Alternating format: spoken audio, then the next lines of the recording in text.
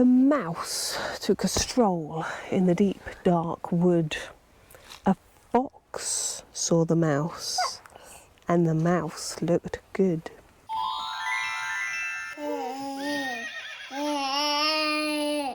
Hi, I'm Lou, and this is Lily Roe, and welcome to the next episode of Little Lessons from Lily Roe, Baby Wisdom for Forest School. So, Lily Roe and I have recently got back from a trip where we stayed with Nanny for a little bit, didn't we? We stayed with Nanny for a little bit. Now, Nanny lives on the outskirts of London, suburban London. And suburban London is full of foxes, urban foxes. Yes, and although where we live in Norfolk there are lots of foxes, country foxes, they're very secretive and we've never seen one before. Well, Lily Roe's never seen one before. So Lily Roe saw her first fox the other day in London, an urban fox in my mum's garden and in the road. And it's got me thinking about, so Lily Roe's got lots of books and lots of toys and things with the image of fox in them. I guess you could kind of say the sort of our culture's construction of fox, of what foxes look like, of what foxes' personalities are like, the fox archetype, if you like. And particularly a couple of stories that she really likes at the moment is the Gruffalo, where there's a fox, and also Jemima Puddle Duck, where there's a fox. And I suppose kind of the fox predator nature is both quite prevalent in both of those stories. So when Lily saw the fox for the first time, we saw a fox a couple of times. The first time was when we were driving back in the dark, and these London foxes, they just like sit in the middle of the road and just hang out. So the first time we saw the fox, it was just sitting in the middle of the road in the dark, and we were in the car, in the van, and I was pointing out the fox, and she responded in a way that I didn't predict. She didn't want to look at it. She was kind of like, ooh, fox, like not wanting to look at it. Yeah, you didn't want to look at it the first time in the night time, did you? No. So, and it got me wondering about how our art and stories and children's entertainment, if you like, influence how we think and feel about nature and about animals.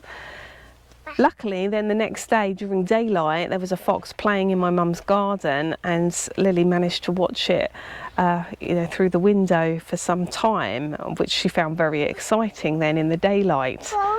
So you saw a fox in real life, didn't you, Bubba, for the first time? Yes. Hang on, we've got to have a snack break. So yeah, that was the first time that Lily Roe saw a fox in real life, despite seeing fox lots in books and stories and toys and pictures. And I guess it's just made me think how important it is that children have first-hand experience of the different elements of nature, the animals, the plants, the elements. And it also made me think of, I've heard stories from the Bushmen from the Kalahari. Now, I first heard this from a chap called Sal Gencarelli, and I've also heard John Young talk about this as well, that apparently, according to the Bushmen, they have what's called first creation and second creation. And first creation, I guess, is everything that the creator, the great spirit, God, whatever you want to call it, kind of created on the earth and probably beyond as well. You know, that first creation that was invented or created. Second creation is anything that's come through a human mind. So, you know, this fox, second creation, this water bottle, second creation, clothes, second creation, this den that we're sitting in, second creation.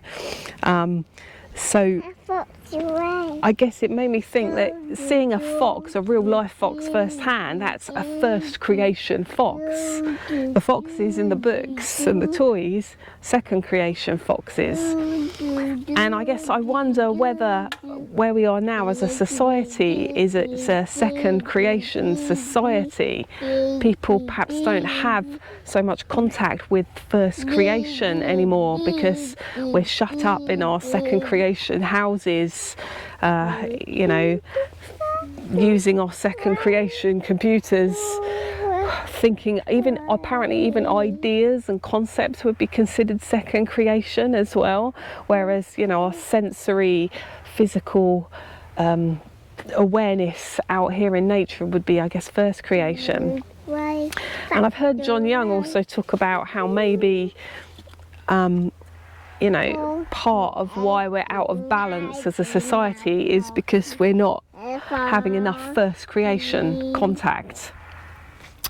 And yeah, it basically made me think how important Forest School is in that role of providing contact with first creation or with the rest of nature, and how, you know, being out in the same space again and again and again means that we do become familiar with the plants and animals in that area and hopefully build up relationships, and the chances of us seeing that wildlife, seeing that fox, seeing that woodlouse under the log gives us, there's a plane going overhead. So this served as a really good reminder to me about just how important Forest School is in helping people have that first-hand connection with first creation or the rest of nature, and how actually first creation is all around us all of the time. There's always plants and animals and the elements surrounding us, but perhaps just sometimes in the busy day-to-day life it's very easy to get caught up in, you know, what our jobs are doing, what family life's doing, and we don't always pay attention to the lacewing crawling across the log, or the ants walking across the pavement, or the tree in our garden, because they're not the focus of where we're at in that particular moment. And I guess Forest School is very well placed at supporting people to just slow down and become present, and to notice those little things, and to maybe quiet our mind so that we might see a fox, possibly, you know, if we sit quietly and notice things. Maybe we notice the tracks of the fox, maybe we notice the smell of the fox. Yeah, and you know, awaken those sensory elements to our surroundings, so that the children or the adults taking part in the Forest School are better able to do that independently as well into the future.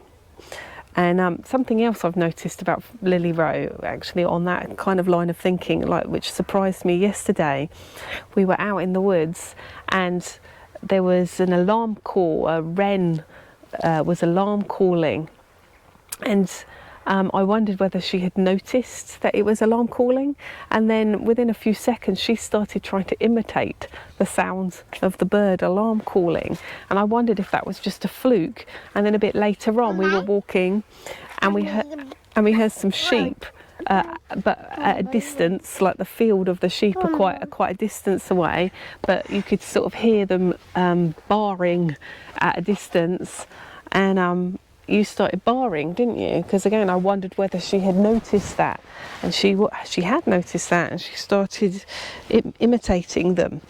So I guess even very little children are, you know, aware perhaps more so than perhaps older people in many ways, because they are existing in the here and the now and the immediacy of the present moment, and their senses are perhaps more awakened or more likely to notice things.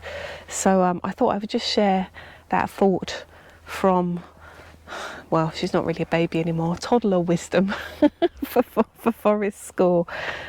Yeah, about how we can slow down and tune in and hopefully have more contact with first creation.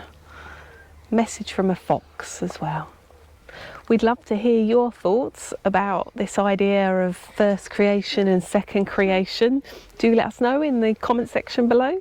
If you've enjoyed this video, do give us a thumbs up and consider subscribing to our channel so you can join us in the woods again next time. And thanks for watching. Bye. Bye.